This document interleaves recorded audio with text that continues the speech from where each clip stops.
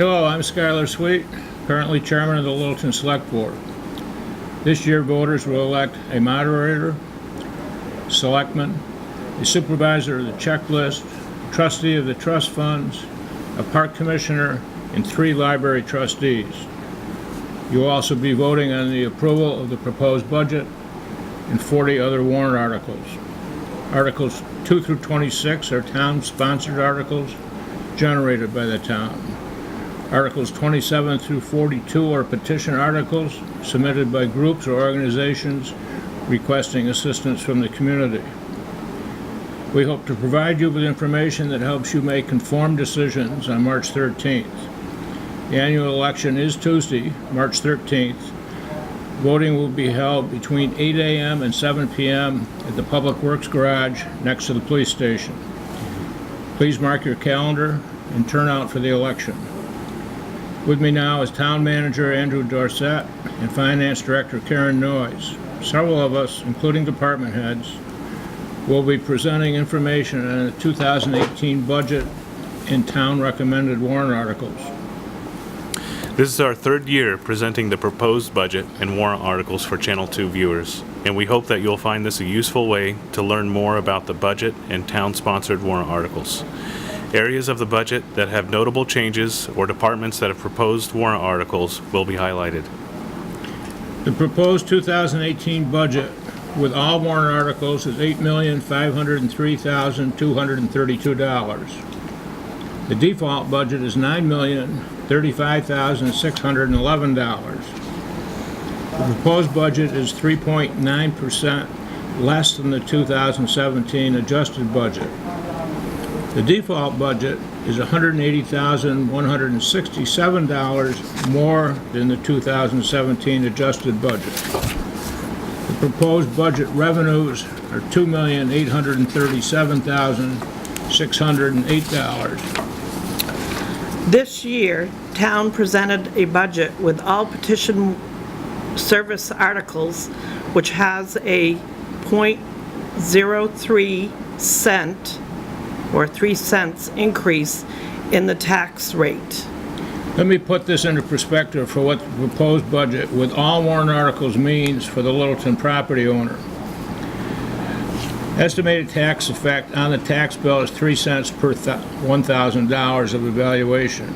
For a property valued at $150,000, the tax impact equals an increase of $4. For a property worth $200,000, I shouldn't say worth, valued at $200,000, is an increase of $6. For a $300,000 value, it's an increase of $9. The Executive Office's budget is $288,702. This budget includes the Board's Executive Secretary, Health Officer, Moderator, Select Board, Town Manager, ongoing town mapping projects, professional services, books, and periodicals, among other items. The budget has a slight increase of 1% this year, which reflects changes in staff demands. The town clerk's budget has a slight increase of $168,700. Included in this budget is the town clerk, a full-time and part-time employee. This office handles elections, official vital records, issuance, preservation and retention, vehicle registrations. Increases are due to digital formatting of records, elections, and non-union wages. The tax office handles the generating and maintenance of sewer billing, tax billing, collection records, tax liens, sales, delinquencies, in addition to the office functions as the town's assessing clerk, working closely with assessing and planning and zoning to help ensure the town's tax cards are accurate. The tax collector's budget has a slight increase this year at $75,563. Financial Administration Department has a full-time finance HR director and 2 part-time assistants. It handles all the town's bookkeeping, investment, debt schedules or debt service, and many human resource activities. This year's financial administration budget is up 6.86%. Now it's $173,359, which reflects, among other changes, in insurance, time allocated to wages and salary. Assessing serves a primary role in determining the property values for parcels in town and is a critical component of establishing the town's tax rate. In 2016, a new assessing schedule was initiated. Annually, 1/4 of parcels are being visited and valued each year, with a full revaluation in 2018 and 2020. In 2017, the assessing budget dropped by over $17,000. In 2018, this reduced amount continues. The legal budget has increased to $107,600. Continuing from 2017, the town works closely with legal counsel to ensure policies and contracts are equitable and the taxpayer's exposure is minimized. Personnel administration includes expenses such as help wanted, advertisements, workman's comp, insurance, drug testing, benefits administration, unemployment insurance, inoculations, and pre-employment screenings, to name a few. Increased personnel time dedicated to the complex human resource activities make up the bulk of the increase, with the budget at $127,054. The planning and zoning has one full-time employee and a part-time zoning officer. In addition to the planning and zoning board expenses, the office is experiencing increased commercial development, coordination, planning, and general inquiries. The budget remains relatively unchanged at $89,536. General government and building includes expenses related to the Opera House, non-venue expenses, and the town office expenses, and includes items such as electricity, sewer, heating fuel, building maintenance, electronic file storage, networking, phones, and other operational expenses. The budget has a slight increase at $78,799. The cemetery's budget of $82,000 reflects the costs associated with upkeep and ongoing maintenance of the Littleton cemeteries. The insurance budget is for the town's liability insurance. Liability insurance covers all town buildings, vehicles, equipment, and events. Advertising and regional associations covers the cost of publications, the town report, dues, and media services such as Channel 2 coverage of select board meetings and other town-related events. Under other general government, this includes contributions of $35,000 to the Littleton Community Center and continued in 2018 is the reduced contribution to the Mount Washington Regional Airport of $6,000.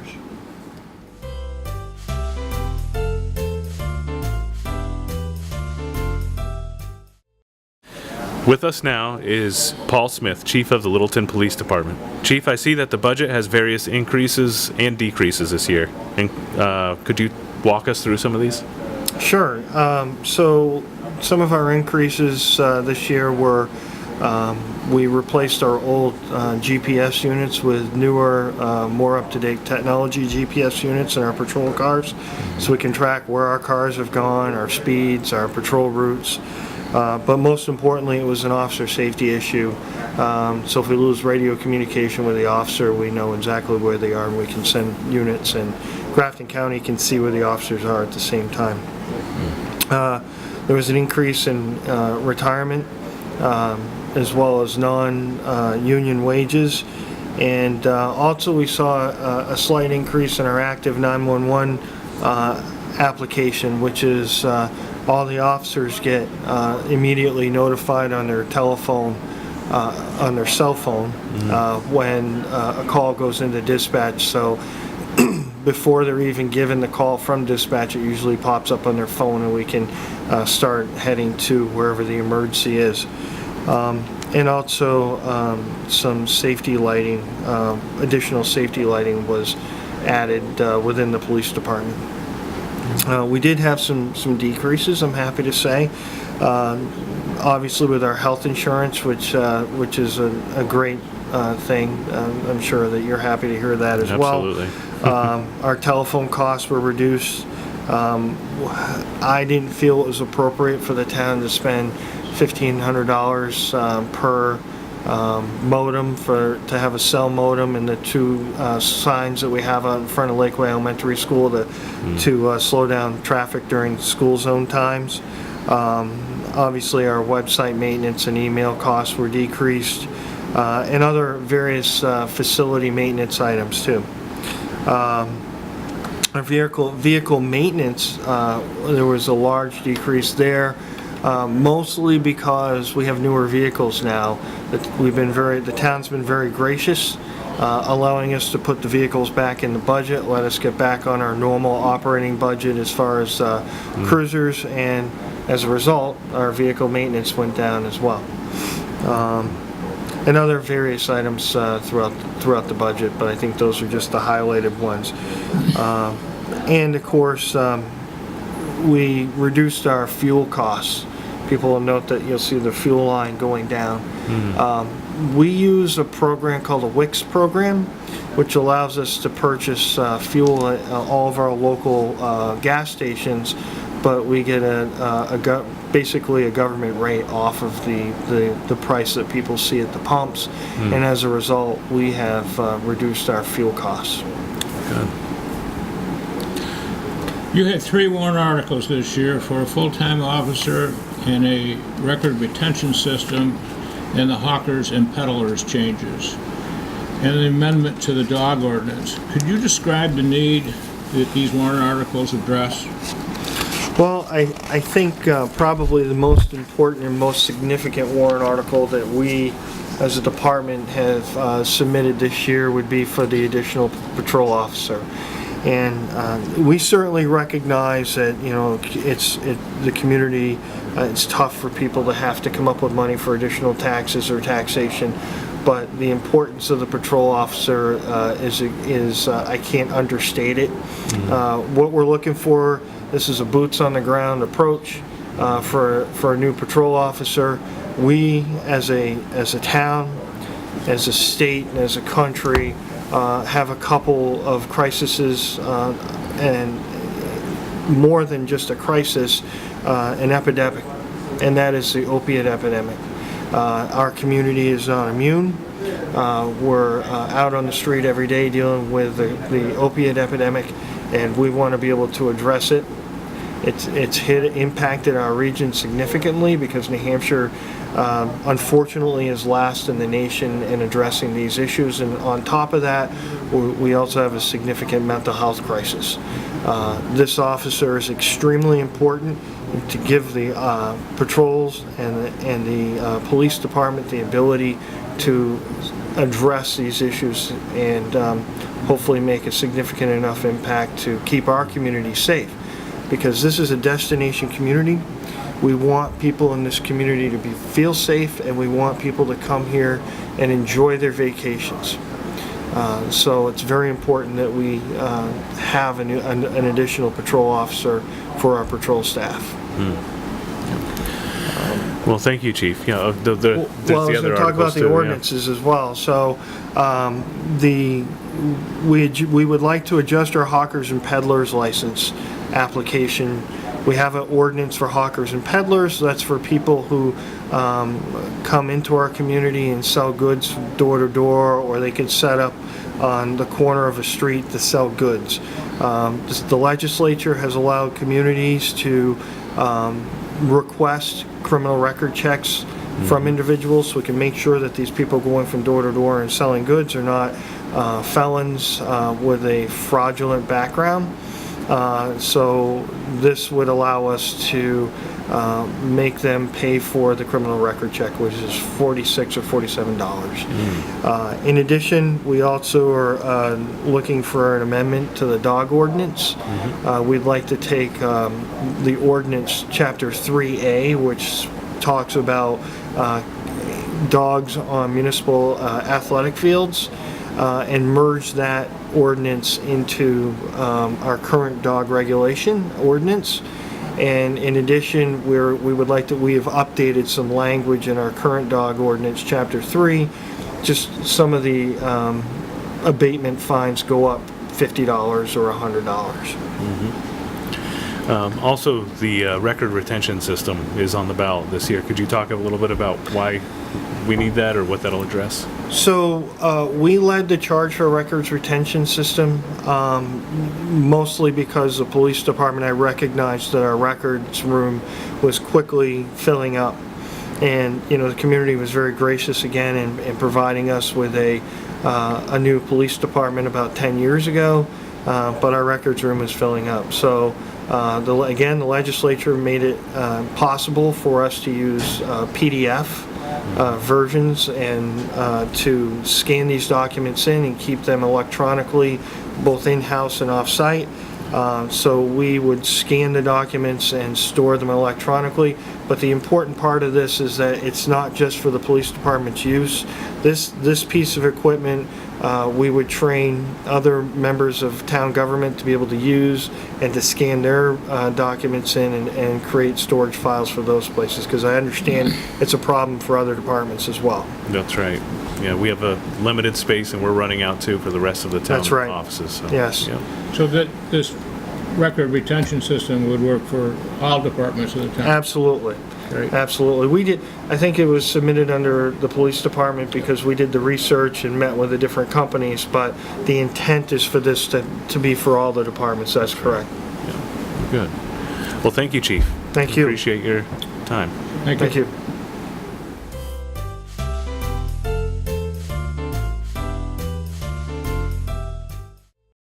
With us now is Chief Joe Mercieri, Littleton's fire chief.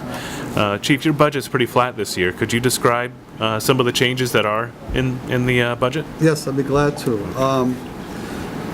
Some of the changes in the budget is we've seen some small increases in health insurance, building maintenance, training, specifically recertification for the firefighters, and vehicle repairs. Now, also you have a few warrant articles this year, or a couple, I should say. Would you mind just giving us an overview of what those are about? Certainly. I have two warrant articles. The first article is Article 11, asking for a public works generator and door replacement at the fire station. The doors that we plan on replacing are the 7 overhead doors and the door openers. They're original to the station, and they're starting to delaminate and cause us some issues. The openers can no longer be serviced. Parts are extremely hard to get, and basically we'd like to change them out for newer units. We are also going to be replacing the 2 exterior doors. They're also original. The thresholds and the jambs are rotted. So we'll be replacing those through the grant process. Okay. Article 16, it's a big one. fire pumper purchase. And if I could just take a minute to read the article and explain it. To see if the town will vote to raise and appropriate the sum of $500,000 for the purchase of a fire pumper truck with grant funds in the amount of $475,000, and to authorize the select board to withdraw $25,000 from the unassigned fund balance. There's no tax impact. Let me explain this, because when the voters see a number like $500,000, it's really going to attract their attention. Basically, what we're asking for is $25,000. The way this grant process works is that the federal government, if we're awarded the grant, the federal government will pay for 95% of the truck, which would be approximately $475,000, and our share would be 5% of the cost. That would be $25,000, or just less than $25,000. Now, we've done this before. Several years ago, if you recall, we replaced the tanker truck. We applied for the same grant. It took us 2 applications. We were awarded the grant in the second application. That truck cost $300,000. The taxpayers of Littleton paid $15,000 for it. So we're going to try to get the same success with replacing engine 3, one of our fire pumpers. That's great. Thank you, Chief. You're Thanks welcome. for joining us. Okay, thank you. Thank you, Andrew. Hey, thank you.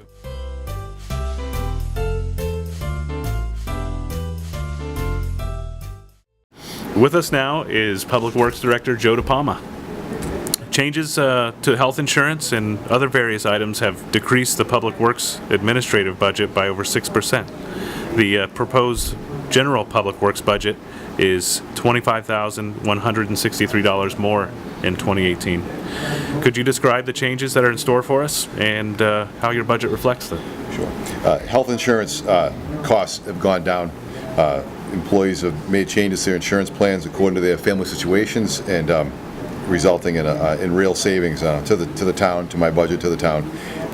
This year, by presenting the new plans and changes, we really realized the significant savings. Collective bargaining agreement and temporary labor costs negatively affected it and pushed it up a little bit. We're compelled to utilize safety gear, high visibility clothing, things like that a little bit more. As Littleton gets busier, the guys are out in the roads every day. They need to stay safe. We need to protect the guys, protect our crew, protect the town's liability as well. And so we have a bump up in some uniform allowances and some safety equipment that's needed to work in this busy, vibrant community we're in right now. We've also have some aging equipment we've talked about quite a bit, and the aging equipment causes us to increase our maintenance and repair budget slightly. And the storms we're experiencing right now, whether it's global warming or cyclical, unusual rain events are impacting our sand and gravel budget and our drainage repair line as well. We have reached out to FEMA for the June 30th storm, and we're hoping that we bear some fruit through that attempt with FEMA.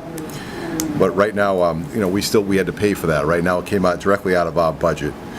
We also, in addition to the drainage taxing of our drainage line due to the storms, the sand and gravel impact as well, we also have some leases of our equipment that we need to maintain our roads properly. 2018 has a scheduled continuation of the paving plan and scheduled equipment purchases. Could you describe each of the warrant articles related to those items? Sure. Article 3 is road repair for Foster Hill, Old Whitefield Road, and Partridge Lake retaining wall. Foster Hill Road is a 2.25 miles of rough old road that is in need of a repair or an upgrade. It was last upgraded and last repaired significantly in 2000 or 1999 or 2000, and that was a 5-year Band-Aid, and it's well exceeded the 5-year Band-Aid that the Public Works crew put on back then. Skipping to Partridge Lake wall, there's a retaining wall that holds Partridge Lake Road up from falling in the water, and it's a timber wall built many years ago, and the timbers are all have rotted out, and the road is in need of repair, and the repair to the road involves this wall. Old Whitefield Road is always on our list. It's there's a lot of drainage features on that road that have been impacted by these storms I just spoke of, and the road is in need of drainage repairs and upgrades, as well as paving repairs. Our full-time employee request is just the guys are just doing as much as they can. They're doing a lot with a little. The town populations remain fairly flat, but the daytime population is significantly increased, and each car that comes to town, it drives over our roads to go to the stores or go to the industrial park to work. Each person that comes to town to utilize our services and businesses and enjoy our area is more work for Public Works. In the wintertime, the need really comes to the forefront as well, because plowing times, we have some plow route drivers that have 5-hour cycle times. DOT likes a 90-minute cycle time for their driver to go through his whole route and come back again to the starting point. 90 minutes, we have 4 to 5 hours. Sometimes it goes to 5.5 hours depending on the storm. So we'd like to shorten up the cycle time, increase our service to the taxpayers, make the town a little bit safer. Some of the back roads are like I said, could be plowed a little bit more frequently. And although it's working right now, when one truck breaks down, now that driver that has the 5-hour cycle time has to return to the garage, and sometimes his cycle time can get to be far greater than that. And that speaks to another issue where we're looking for one new truck that will increase our productivity greatly. We quoted Einstein in the town report, and definition of insanity is doing the same thing over and over again, according to Einstein, yet hoping for a different result. And so I'm hoping that if we can add a bigger, stronger truck to the fleet and another guy and do something a little bit different, we'll have a different result. Yeah, good. Also, this year, DPW is looking for a sidewalk plow, and this is kind of a change in direction from the past few years. Could you describe that a little bit? Exactly. It speaks to the trying to do some things a little bit differently. In the 1950s, we had a tractor that was dedicated to sidewalk plowing only. It's a old Oliver sidewalk plow, and then we went from there to different types of sidewalk plows that were meant for sidewalks. In the last 10 to 15 years, we've gone in the direction of a farm tractor that is a multi-purpose tool. We can do roadside mowing with in the summertime. We can do a little sweeping with it in the summertime. We can do some plowing in the wintertime. And while it was the right tool for the job at the time and the right tool for the budget at the time, it's no longer the right tool for Littleton. We need a dedicated sidewalk plow, a piece of equipment that has been built and designed, and its sole purpose is to plow snow off our sidewalks. We have 20 miles of sidewalks, and that's a significant length to keep clear. And sometimes we have to call off school because we can't get the sidewalks open in time for the schools for the kids to walk, the walkers to be safe as they make their way to school. And also with the business uptick in Littleton, there's a whole pedestrian walkability issue that we're faced with, and this piece of equipment would speak to all that. Good. Can you give us an idea of when the projects, the paving projects and road projects would be completed? Yes, those are all warm weather projects. We have a little bit to do on Mount Eustis to tidy up that project from last year. Very little to do. I actually walked it this morning before we came in for this. The major paving projects would start as soon as the plants are open, as soon as we can get warm enough weather to get going. Probably be May with some of the resurfacing. If Foster Hill was to be approved, that would be late summer, early fall. That would take the majority of the summer to fix the drainage, some drainage up increases and modifications, things like that. So that paving wouldn't happen until later, but everything would start as soon as our spring maintenance was over and the warm weather was there to stay. Good. All right. Let me try to clarify that. So Foster Hill, for instance, the work for the road bed itself would start as soon as you could get to work. The paving may not happen till fall. Is that correct? That's correct. That's correct. The paving would be later in the year, and then the lion's share of the work ahead of the foundation work of rebuilding the roadbed itself would happen as soon as possible. As soon as possible for us actually is not first thing in the construction season. We have sweeping.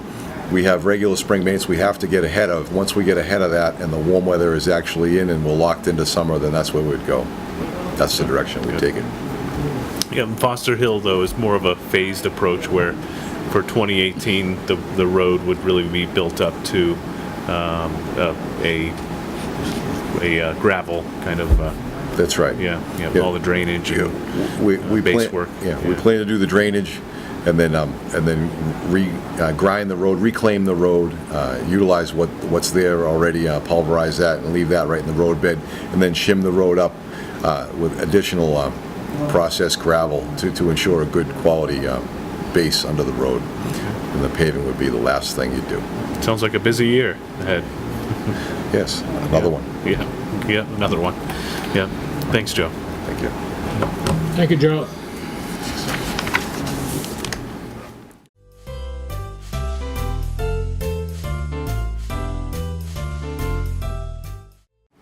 We've heard from police and fire. Littleton's remaining emergency services are its paramedic level EMS and dispatch. Both our EMS service and dispatch are currently outsourced and provided through contract. EMS service is now provided by Golden Cross Ambulance and is depended on by Littleton's residents and visitors in times of difficult health and emergency situation. 2018's budget includes $240,935 for this service. Dispatch services are contracted through Grafton County Dispatch under the Sheriff's Office and are a critical component in emergency services communication, response coordination, and incident documentation. EMS, fire, and police rely directly on this communication service.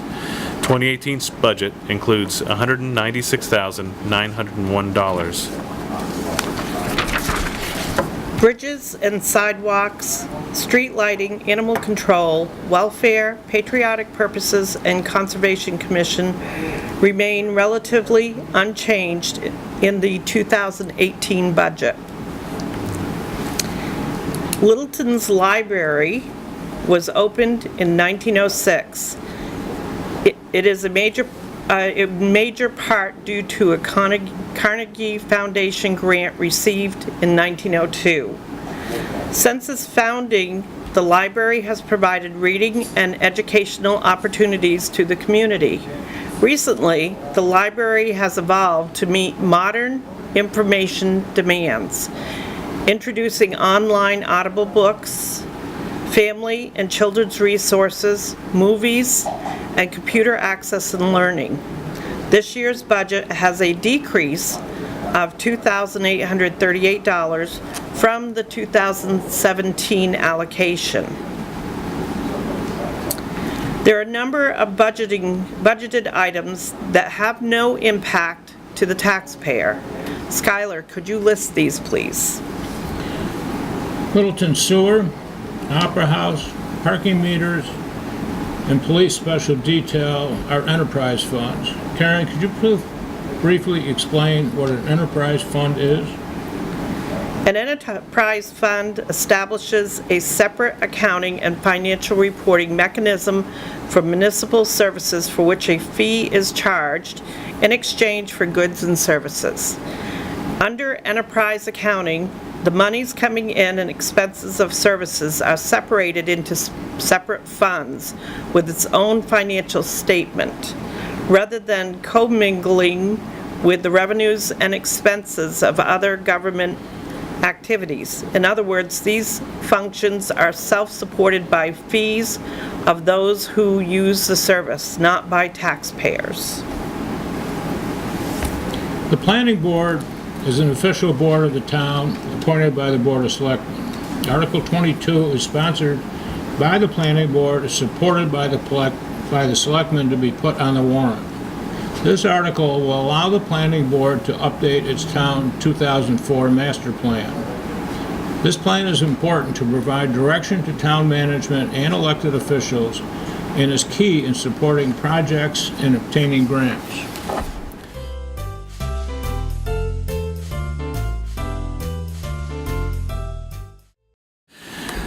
Article 17 is a board-sponsored article which transfers a parcel of Littleton's Industrial Park to the town's economic development partner, the LIDC. With us now is Chad Stearns of the LIDC. Chad, could you describe this article a little bit? Sure.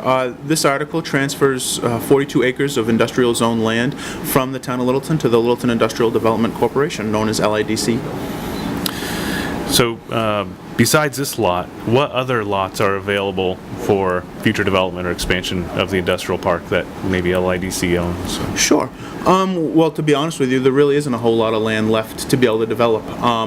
We, as the LIDC, have 43 acres, I believe, that are in conservation. You know, through different projects over the years, we've had to put land into conservation so that it can't be developed. We've got a 12-acre land buffer that we've donated to the town of Littleton to be good neighbors to make sure that that doesn't get developed. We've got some really odd-shaped parcels that just aren't conducive to business development in the area. You know, it's along the highway, it's a riverbank, it's something like that that you just can't build on. So this ends up really being the last piece of industrial zone land that we have access to right now.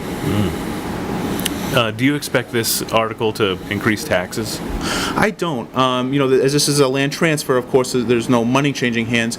That being said, the future development should actually be a positive for the tax-based growth, which would then, you know, once we have a business go in there and build on there, it's going to be taxable land, taxable businesses, and it should really be a great investment for the community. So it's going to have no tax impact. The industrial park already is producing $750,000 annually in revenues. That's correct. Yeah. Okay. Well, good. I appreciate the information. Thanks, Chad. Well, thank you guys for having me. Thank you, Chad.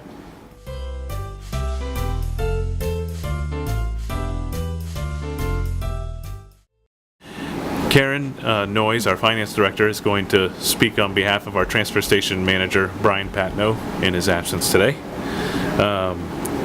So the transfer station proposed budget is 2.87% over 2017. Karen, could you describe some of the items that reflect those changes? Health insurance decrease. Of course, the town has seen a decrease in the health insurance cost from 2017.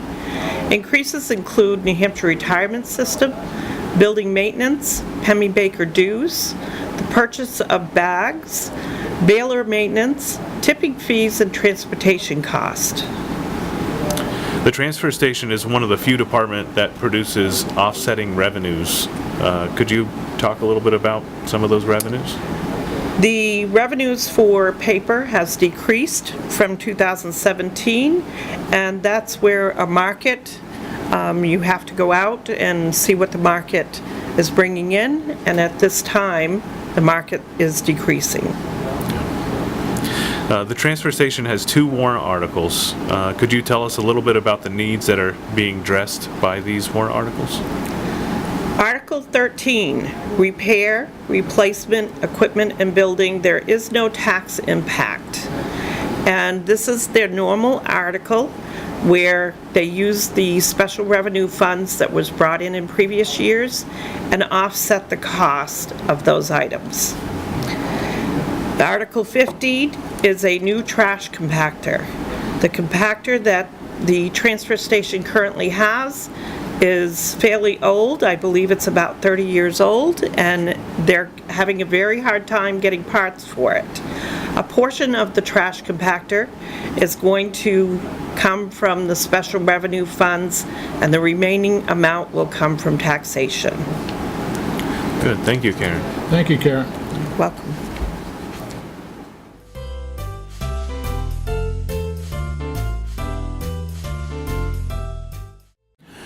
Article 2 is an infrastructure project that has no tax impact on 2018, but will have an impact on 2019. The project is estimated at $340,000 and will be funded with a mix of taxpayer funds, sewer funds, and grant funds. We begin the process to coordinate our road improvement plan with needed sewer and stormwater infrastructure improvements. By doing this, we're making critical improvements with less impact on taxpayers and the sewer users. The town sewer delivery system is divided into 7 sections. We're in the process of conducting an in-depth study of the condition of one section a year. Sub 5, as you know, was determined to be the worst section and was funded in 2017. This article allows the town to complete Mill Street in 2018 under the Sub 5 project. It also gets the sewer, stormwater, and road work done before we begin the 2019 sidewalk grant project on that same road. The current project includes Cross, Union, Chiswick, Pine, Pleasant, and Union Street, and would add Mill Street. This project is critical to the maintaining of the viability of Littleton's wastewater collection system and ultimately its treatment plant. Article 14 is to create a transportation improvement fund through an additional $5 fee on registrations. This article would generate an additional $37,000 a year that would be used for transportation improvements and could be used as grant match for future needed transportation, sidewalk, and parking solutions.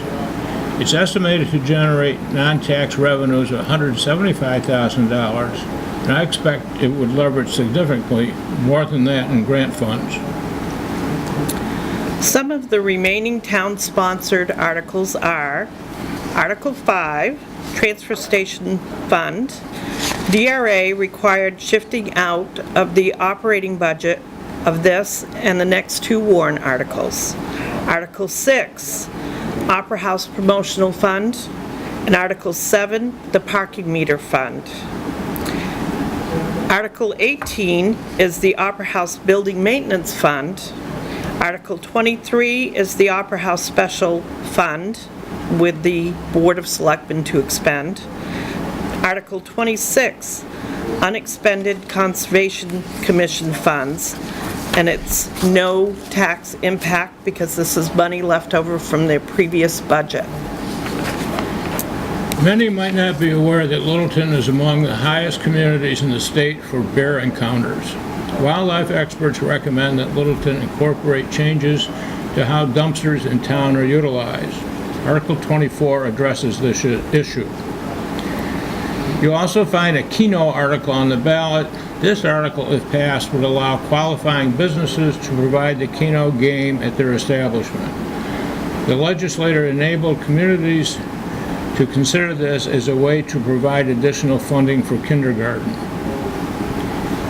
If all warrant articles are passed, the tax rate is estimated to increase by 3 cents per thousand. We hope that you found this overview to be helpful in learning more about this year's budget and the town warrant articles. If you would like more information and have questions, call the town offices at 444-3996, and please come out and vote. Thank you for watching. Thank you.